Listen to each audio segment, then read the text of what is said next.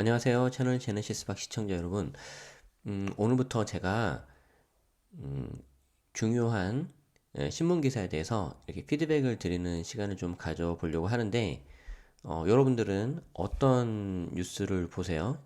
그리고 기사를 어떻게 구독을 하세요? 워낙 요즘에 언론사가 많고, 기사가 너무 많이 쏟아지기 때문에, 아마 본인만의 스타일대로 이걸 이제 골라서 보실 텐데, 저 같은 경우는 어떻게 보냐면, 지금 약간 글씨가 작아서 안 보이실 수도 있을 텐데, 구글 알림이라는 걸 통해서 제가 이걸 받아 보고 있어요.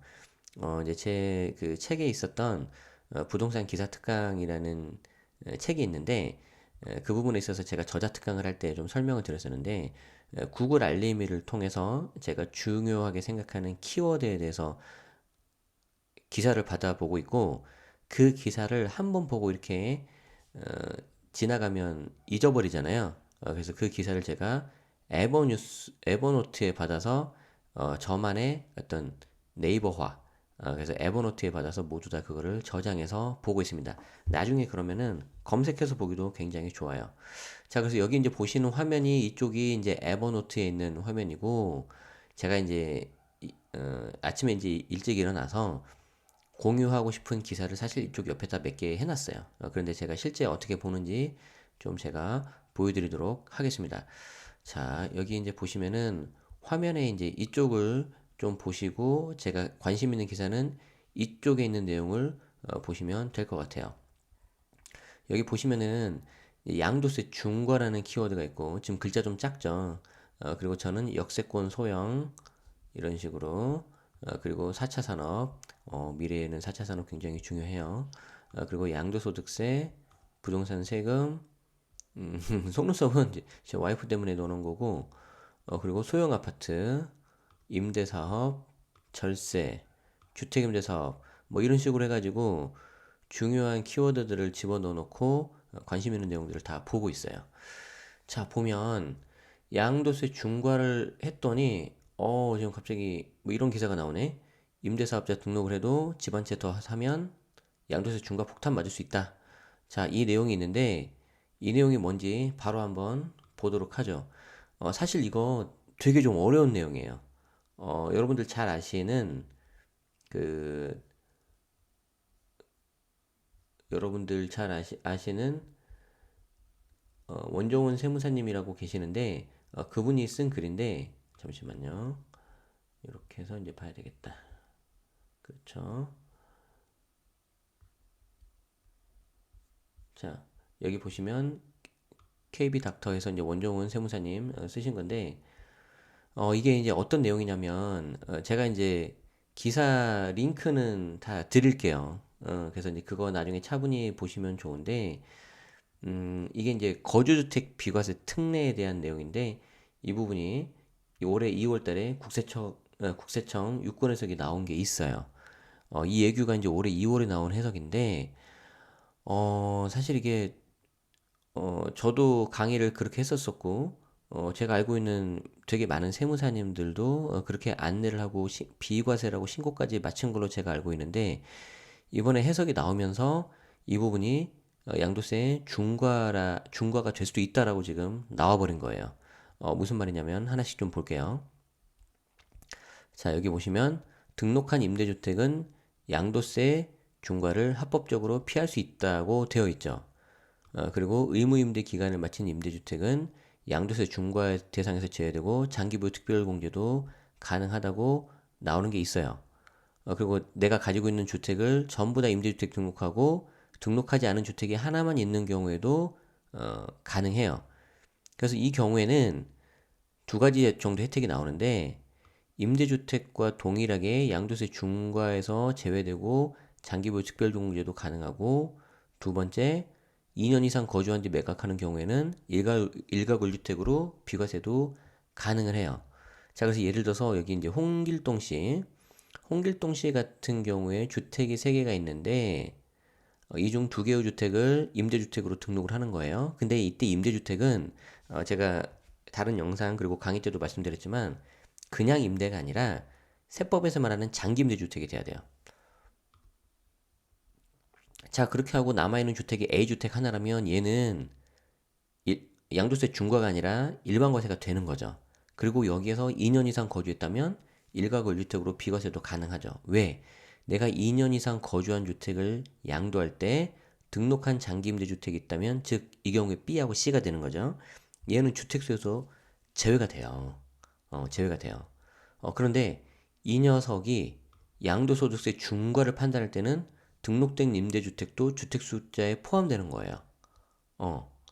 자, 그래서 예를 들어서 위 사례에서 세 채 A, B, C가 있는데 두 개를 B, C 장기임대 등록을 하고 추가로 주택 D를 하나 구입했다면, 이때 주택 구입한 D를 팔면 상황이 달라진다는 거예요. 왜? 이 경우에 주택 D는 주택 수가 4개니까. 왜? 이때 주택 D는 내가 거주한 게 아니잖아요. 그쵸? 그래서 4주택 중과 해서 이제 3주택 중과가 되는 거예요. 장기보유 특별공제 못 받고 기본세율의 20%가 가산되는. 물론 A주택에 2년 이상 거주를 하고 A주택을 먼저 팔면 이때는 비과세도 가능하죠. 그 내용이 나와 있어요. 그런데 비과세하고 중과가 동시에 발생되는 경우가 있어요. 고가주택일 때. 이 부분이 지금 이슈가 되는 건데, 고가주택인 경우에는 여러분들 아시는 것처럼 실거래가가 9억이 넘는 주택을 고가주택이라고 하고, 9억까지는 비과세, 그리고 9억이 넘는 초과분에 대해서는 세금을 내는 게 고가주택 비과세죠. 그런데 고가주택 비과세에서 저도 그랬고 많은 세무사님들이 말씀하신 것처럼 9억은 비과세고 9억 초과 세금 들어가는데 이때 장특공은 80% 적용된다. 다 그렇게 알고 말씀을 드렸단 말이에요. 그런데 이 부분이 9억 초과분에 대해서 80%를 받을 때 양도세 중과가 적용이 되니까 이 80%를 못 받는다고 이번에 2월달에 해석이 나와버린 거예요. 그래서 이 부분이 굉장히 좀 이슈가 돼버린 거죠. 그래서 지금 이게 이제 2월달에 이번에 이제 나왔던 그 유권 해석이고, 그 나왔던 해석에 대해서 지금 그 전에 비과세라고 신고했던 분들도 이거는 좀 이슈가 있다 해가지고 굉장히 좀 당황스러운 지금 경우라고 저도 알고 있습니다. 그래서 여러분들은 어떻게 아셔야 되냐면, 일단 내가 팔고 있는 집이 9억이 넘는 고가 주택이다. 그 경우에 1가구 1주택 고가 주택 비과세, 뭐 일시적 그런 거라면 상관이 없는데, 일시적 주택 고가 주택 비과세거나 아니면 다른 장기 임대 주택이 있어서 그 상태에 있는 상태에서 비과세를 받는데 그게 고가 주택 비과세라면은 이건 한번 상담을 받으시는 게 좋아요. 자, 그래서 굉장히 좀 처음부터 좀 어려운 내용이 좀 나왔네요. 그래서 그 부분은 좀 제가 양해 말씀을 드리고, 이거 제가 기사 링크 드릴 테니까 한번 좀 보시면서 이렇게 좀 상담을 받으시는 게 좋겠습니다. 여기 보시면 전문가 칼럼 관련돼서 문의사항 있으면 메일을 달라고 했는데, 모르겠어요. 이게 이제 세무 상담까지 하시는 건지. 물론 당연히 유료겠죠. 이분은 세무사니까. 네. 그래서 한번 이렇게 해당되시는 분들은 이렇게 보시는 것도 방법이라고 생각이 됩니다. 자, 다음 뉴스 한번 볼게요. 제가 첫 번째 주제인 양도세 중과에서 이 기사를 좀 봤고요. 역세권 소형으로 해서 보고 있는데, 저는 이제 사실 좀 그 투자할 만한 물건이 이제 역세권 소형 아파트 관심이 많아서 이렇게 보고 있는데, 이게 구글 알림이로 해가지고 이렇게 봤을 때 대부분 좀 이렇게 홍보, 홍보 물건이 많아요. 그래서 좀 이건 그냥 제가 눈으로 보고 가고요. 4차 산업, 4차 산업 관련된 내용을 보면 되게 관련된 키워드가 뉴스가 최근 들어서 되게 많아지고 있어요. 앞으로도 더 많아질 거라고 보고요. 특히 주식 하시는 분들은 좀 보시면 좋을 것 같은데, 4차 산업에 대해서는 제가 따로 이렇게 셀렉을 하지는 않았고, 4차 산업에서는 여러분들이 이제 제가 하나만 말씀드리자면, 무조건 AI입니다. AI. 인공지능. 그리고 전 세계적으로 이 AI를 개발할 수 있는 개발자가 거의 없대요. 이 알고리즘을 개발할 수 있는 데가. 그래서 자녀 교육에 혹시 관심 있는 분들은 그쪽으로 하시는 것도 방법인 것 같습니다. 어, 제가 이제 여담으로 하나만 말씀드리자면 AI 관련돼서 이렇게 국제적으로 되게 큰 뭐죠? 대회 같은 게 있는데 그 대회에 입상만 하더라도 국내에 굉장히 좋은 회사는 물론이고 잘하면 구글 같은 그런 곳에도 입사할 수가 있어요. 연봉 굉장히 세요. 자, 또 다음 키워드 볼게요. 양도소득세. 양도소득세에서 제가 재밌는 기사를 봤어요. 양도소득세 검색량이 최근 소폭 상승했다. 부동산 거래 회복될까? 자, 이거 기사 바로 볼게요. 어, 자, 그러니까 요즘에 이런 식으로 이제 기사를 기사 중에서 이제 그 데이터를 검색하는 양을 가지고 이렇게 시장 동향을 파악하는 그런 게 있는데 이게 어떻게 보면 AI예요. 인공지능이에요. 자, 그래서 어, 여기 보면 양도소득세 포장이사 검색량으로 본 부동산 시장 동향. 어, 자, 그래서 이게 이제 검색량을 보는 게 두 가지가 있는데 네이버가 있고 그리고 구글이 있습니다. 그래서 네이버는 물론 당연히 구글 검색량이 보는 게 정확한데 우리나라의 어떤 정서 등을 생각했을 때 네이버를 우리가 포기할 수가 없어요. 그래서 이렇게 보시면은 이걸로 좀 봐야 되겠네요. 그죠? 9.13 부동산 대책 발표할 때 양도소득세 거래량이 급격하게 늘어났다는 거죠. 그리고 올 초에 기재부 세법 시행령 개정안 발표가 됐고요. 아, 제가 이거 보니까 그거 생각난다. 제 블로그의 이웃 증가 수도 이 그래프와 일치합니다.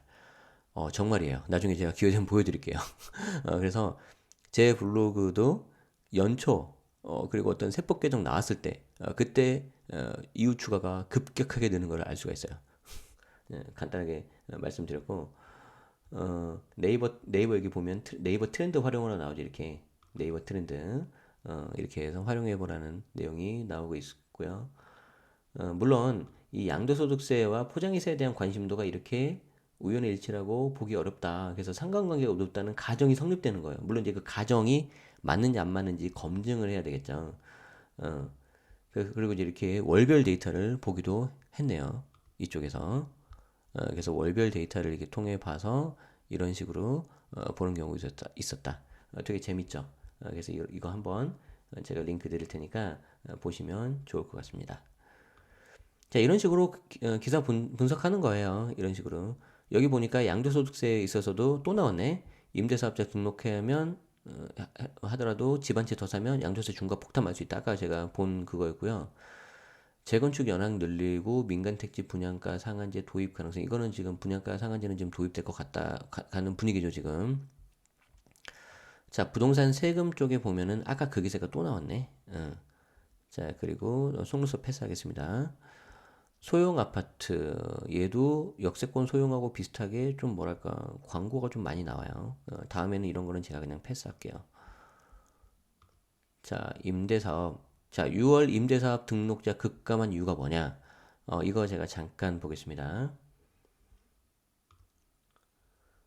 6월 신규 사업자가 전월 대비, 그러니까 5월 대비에 급감을 했는데, 이거는 어떻게 보면 당연하죠. 왜 그럴까요? 6월 1일이 보유세 과세 기준 일이니까. 그러니까 그 전에 혜택을 보려고 하는 분들은 그 전 5월 달에 등록을 다 하신 거고, 6월 들어서는 그 이전에 대비해서 이제 급감을 한 건데, 하나 알아두셔야 되는 게, 5월 달에 이렇게 꼭 막차 타고 등록하신 분들 계신단 말이에요. 그런데 저는 한 가지 염려스러운 게 4월 달에 아파트 공시 가격이 발표가 됐잖아요. 확정이 됐잖아요. 그 공시 가격에서 혹시 전년 대비 상승을 해서 6억이 넘으신 분들은 지방은 3억이고 혜택 없어요. 그렇기 때문에 잘 한번 보시고 정말 이거 계속 가져갈지 말지 생각해 보셔야 됩니다. 그리고 또 하나, 만약에 6억이 안 넘었다. 그런데 지금 6월이 넘었으니까 끝난 거냐? 방법 있어요. 6월 1일 기준으로 내가 임대를 하고 있고 그리고 9월 달 9월 15일 되기 전에 내가 임대주택 등록하면 12월 달에 나오는 종부세 고지서는 피할 수가 있어요. 그러니까 핵심은 뭐예요? 핵심은 내가 이게 6억이 넘었냐 안 넘었냐 그게 중요한 거지. 너무 이렇게 날짜에 좀 이렇게 쫓겨서 잘 체크 안 하고 보시면은 나중에 큰 코 다칠 수가 있다. 자, 그리고 절세에 대한 키워드를 보니까 뭐 특별히 뭐 이렇게 볼 거 별로 없을 것 같고요.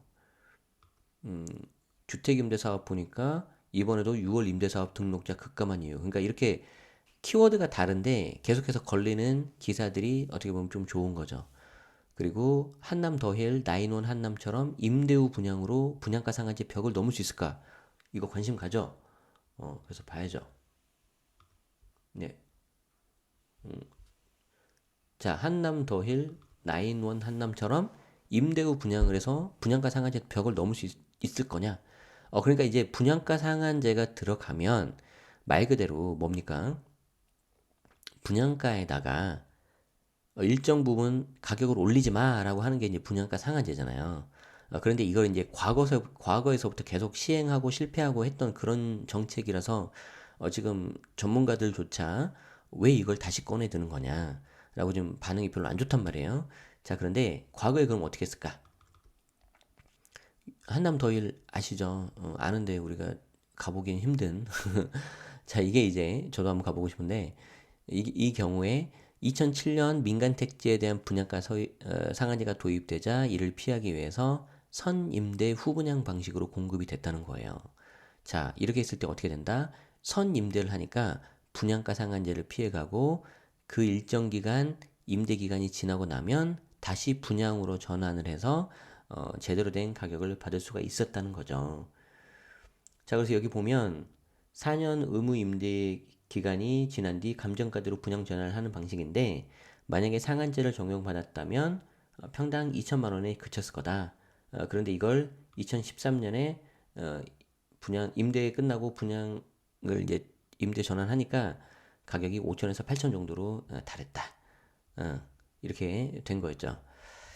자, 그래서 정부도 이걸 알 거예요. 그래서 여기에 대한 어떤 보완책을 마련하고 이게 법 개정을 하지 않을까 싶은데 아직